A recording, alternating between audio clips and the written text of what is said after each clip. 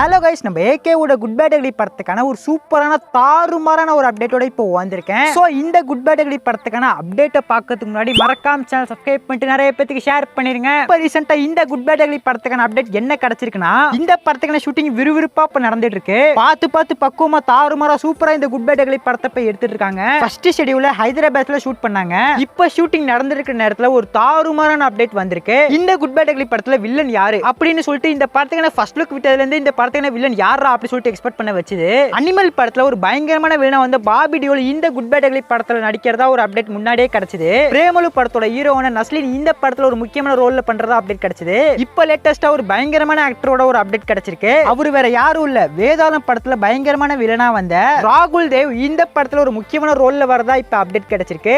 ஆதிக் ரவிச்சந்திரன் இந்த படத்தை ஒரு அதிரடி சரவெடி படமா எடுத்துட்டு இருக்காரு. விடாமிர்ச்சி படத்துக்கான அப்டேட் என்னடா ஆச்சு அப்படின்னு கேட்டீங்கன்னா, வேட்டையன் படம் ரிலீஸ் ஆனதுக்கு அப்புறம் இந்த விடாமிர்ச்சி படத்துல இருந்து தாறுமாறான அப்டேட்ஸ்லாம் பேக் டு பேக் வரும்னு சொல்லிட்டு எதிர்பார்க்கலாம். சோ அப்படி பார்த்தா வேட்டையன் படம் ரிலீஸ் ஆக இன்னும் 10 நாள் மட்டும் தான் இருக்கு. அப்புறம் லைக்கா ப்ரொடக்ஷன் இந்த விடாமிர்ச்சி படத்துல இருந்து தாறுமாறான அப்டேட்ஸ் வேற லெவல்ல தர போறாங்க. சோ வெயிட் பண்ணி பார்க்கலாம். நீங்க விடாமிர்ச்சி படத்துக்கு வெயிட் பண்றீங்களா இல்ல குட் பேட் அக்லி படத்துக்கு வெயிட் பண்ணியா சொல்லிட்டு ஒரே கமெண்ட் பண்ணிருங்க. அப்படியே மறக்காம சேனல் சப்ஸ்கிரைப் பண்ணிருங்க.